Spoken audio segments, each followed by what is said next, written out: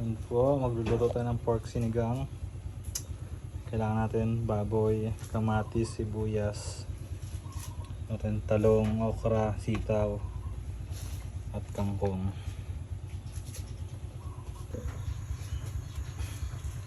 Hindi na natin gigisahin to para konti lang yung mantika.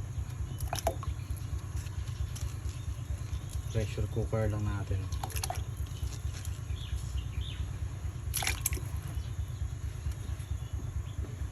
Lagyan mo na rin sibuyas.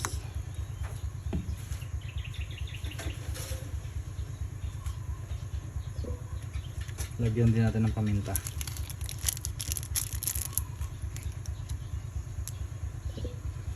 Takpan natin. Sarang natin mga kahit 20 minutes. Ayan na, lumipas ng isang buwan. Patayin na natin. Hayaan mo natin mawala ang pressure. Kasi baka sumabog yan sa atin. May technique dito, binabasa muna to. Pwede mong basain. Salang mo, ipunta mo sa gripo, tas basain mo yung ibabaw. Yan, wala na. Pwede natin buksan to.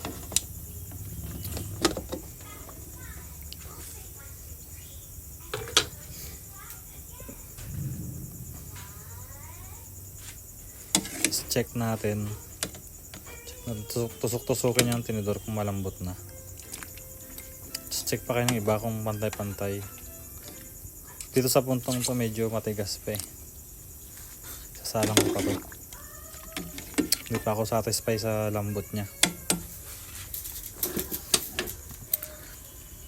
Pero sasabay ko na yung ano dito, kamatis.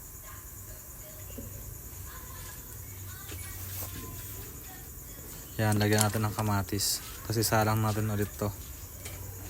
Para talagang paglambot ng karne, durog-durog na rin yung kamatis.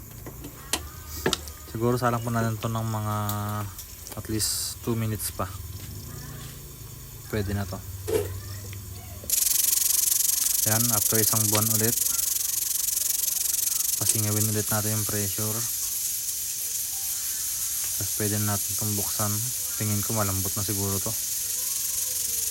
Ganito nga pala ako magsigang, hindi ka na ginigisa para hindi masyadong mamantika. Ay, mabuksan, tigas ah. Pero wala ng pressure to, yung tigas lang talaga. Ayun. Bumukas rin. Teka lang, ba't ayaw? Yun. Yun oh. Ganyan yung kulay na gusto nating ma-achieve dahil sa kamatis. Yan, check natin mabuti. Haluin nyo lang natin kung kaya nyo pisain yung kamatis. Pisain nyo. Halo-halo, mekos-mekos nyo lang. Maya-maya pwede nyo nang lasahan yan. Lagyan nyo na siya ng pampaasim nyo, bahala na kayo. Ito yung gamit ko dito yun. Nor original. Walang ano eh. Walang may gabi. Shake nyo lang.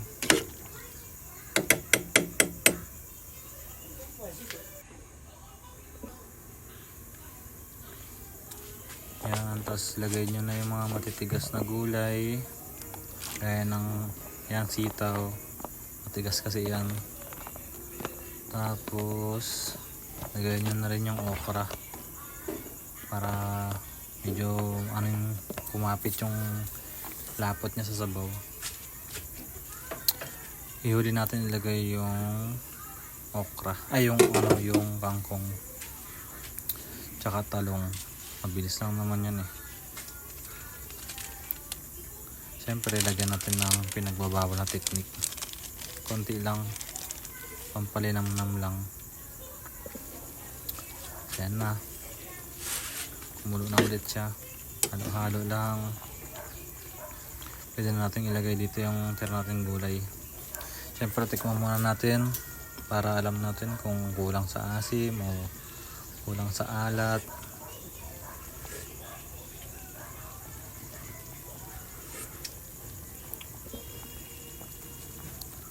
Ayan na, lalagyan ko ng konting patis kasi wala pang alat to eh. Konti-konti lang ang lagay. Tansya-tansya lang. Kasi madali lang naman to pag ano eh, pag matabang. Mahirap pag maalat. Paparami yung sabaw mo nun. Tapos tikman ulit.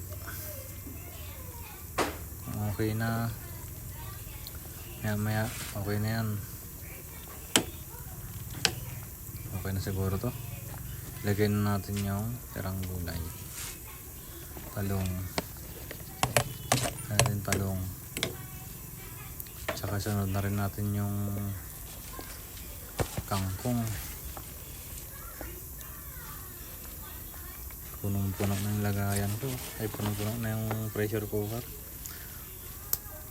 Pero pag kumulo kasi ito ano eh, huhupa pa yan. Yan, lubog-lubog nyo lang. Para siguradong mapalambot niya yung kangkong. Takpan natin ng another isang buwan.